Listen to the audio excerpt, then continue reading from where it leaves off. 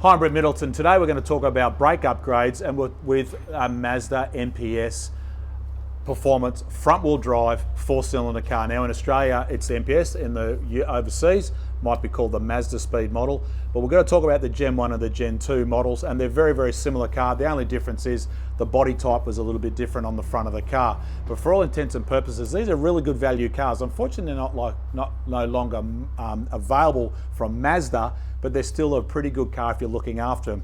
Now this particular car here's got pretty heavily worn front brake discs, and you can see on the front of the car, if I get my camera in to look closely, you can see all the wear marks as the rotor is worn away, and there's quite a heavy lip here between the outer edge where the friction material has worn it out right to the edge of the rotor and on the inside.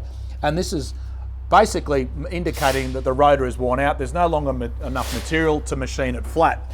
Just hold that thought. We'll have a look at the rear rotor as well, because it's a very similar condition, and this is typical of the age of the car. But of course the rear brakes don't wear as heavily as the front, and you'll notice the wear is not as obvious on this particular rotor.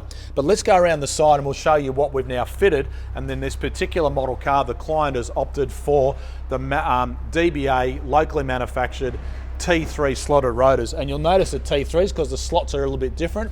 They're a heat treated rotor, so they've got more durability than the T2s, but the slots are a little bit different on the T3s and the T2s. But you can see now, nice clean brand new surface. We've put back in the original factory pads because the client had new pads fitted some time ago, but that workshop didn't do the discs, and we've just given them a bit of a burnish to take some of the high spots off. So when we go and road test this car, you won't get horrible brake squeal, and at the same time it won't take as long for the brake pad to bed in to the brake disc, because you've got to remember that the wear surface on the disc has got to match the wear surface on the pad. So for best performance, we want to make sure that that is sorted out as quickly as possible. But let's just have a look at the front brake disc, or the front brake rotor, depending on what you want to call it.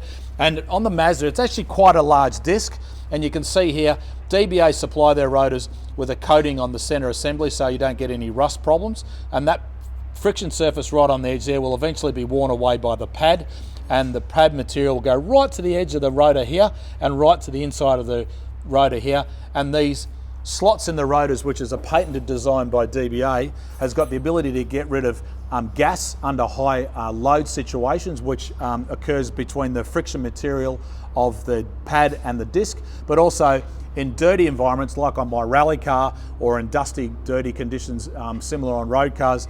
These slots have the ability to wipe past the pad and make sure that it gets rid of any non-friction material, so you have the best performance out of your brakes. Now, one of the things everybody constantly asks us, how can I make the brakes better? What can I do to make the car stop better?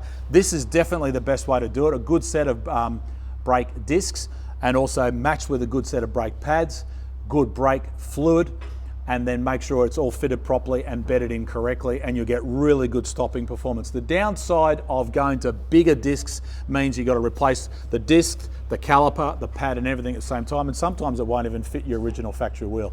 So if you're looking for a good performance upgrade from a stopping point of view, the DBA Rotors is something that we've been selling and providing here at MRT Performance for over 25 years, and we're proud to be associated with them because they are manufactured and designed right here in Sydney. And of course you can go to our website and find out more information about it. And one small thing that I'll remind you as well, if you want to get the very best out of your pads and the very best out of your discs, if you can, always fit new discs with old pads, or new pads with old discs, because they will bed in a lot better. Unfortunately, sometimes though, you normally replace them both at the same time to save on labour, and then you've got green pads and green discs, which just take that little bit longer for them to bed in. And if you want information on the bedding in process, which we recommend, there is a technical page on our website. If you just search brake bedding in procedure on the MRT Performance website, you'll find some handy info on that, so you can get the maximum life out of your brakes. But for now, my name is Brett Middleton. I really hope this video has helped you learn a little bit more about your brakes, because what I've spoken to you now is fairly common across the whole range. Stay tuned for other video updates, and of course you can follow us on Facebook, YouTube, Twitter and Instagram. Bye for now.